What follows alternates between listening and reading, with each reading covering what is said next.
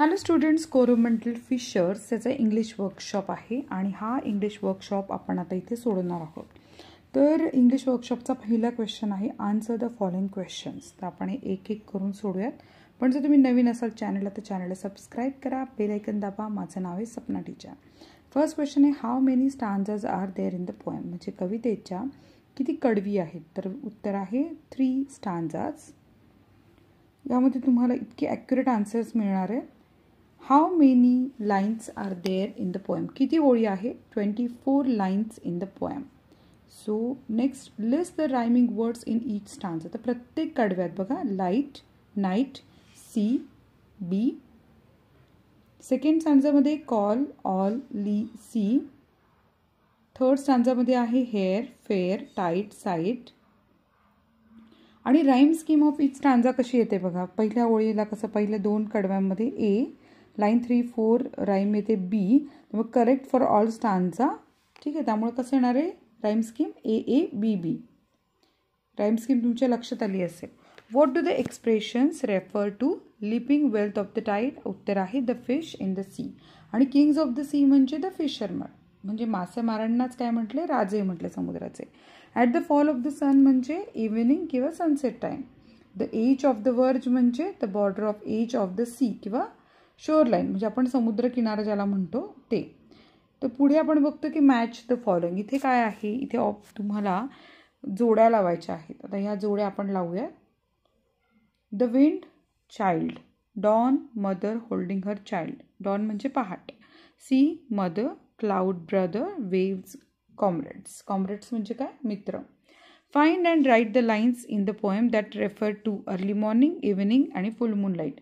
म्हणजे या लाईन्स आपण लिहायच्या. तर अर्ली मॉर्निंगसाठी लाईन्स आहेत, rise brother rise, the wakening skies, pray to the morning light.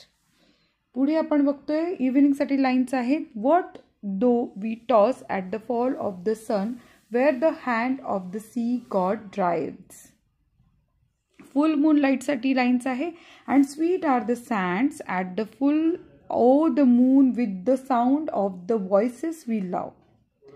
Lines that show fisherman are not afraid of the sea. म्हणजे अशा ओळी ज्याच्यामध्ये फिशरमन हा घाबरत नाही समुद्राला. त्या ओळी कोणत्या आहेत बघा. He who holds the storm by the hair will hide in his breast our lives. आणि सेकंड लाईन आहे, what though we toss at the fall of the sun, where the hand of the sea god drives. पुढे प्रश्न असा आहे की in the last stanza 2 lines refer to landscape and 2 lines refer to seascape. Which are they? Copy them from the poem correctly. आता जमिनीवरचं वर्णन केलं आहे आणि समुद्रावरचं वर्णन. तर ते काय आहे बघा, लँडस्केपच्या लाईन्स कोणत्या आहे. Sweet is the shade of the coconut glade and the scent of the mango grove. आणि सीस्केपमधलं आहे, the sea is our mother, the clouds is our brother, the waves are our comrades all. Row brother row to the edge of the verge where the low sky meets with the sea. Using the internet find. आपल्याला photographs, pictures of landscape, seascape आणि illustration करायचं. तर आपण काम करूयात. बघा कसं आहे, तुम्हाला आवडतात काय चित्र. आवडत असतील तर मला कमेंट करून सांगा. तुमच्यासाठी खास ही चित्र मी इंटरनेटवरनं डाउनलोड केली आहेत. किती सुंदर आहे ना नजारा. अशा प्रकारची चित्र आहेत.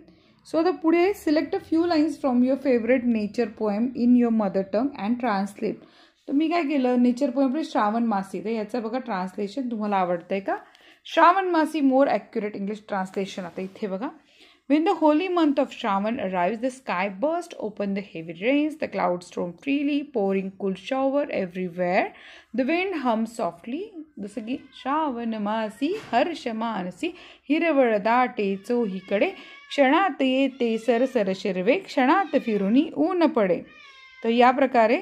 And the fragrance of wet earth spreads around. Field and forest turn green again as nature awakens with new life. Peacocks spread their colorful feathers.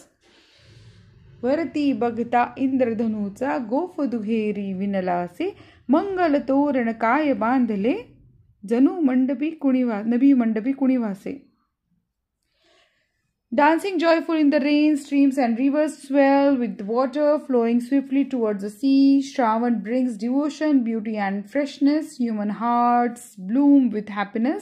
The whole world becomes a festival of nature filled with color, music and love. So कसं वाटलं तुम्हाला? आवडली का कविता? Translation आवडलं का? आणि video आवडला असेल तर लाईक करा, चॅनल सबस्क्राईब करा. भेटूयात नेक्स्ट व्हिडिओमध्ये. थँक्यू.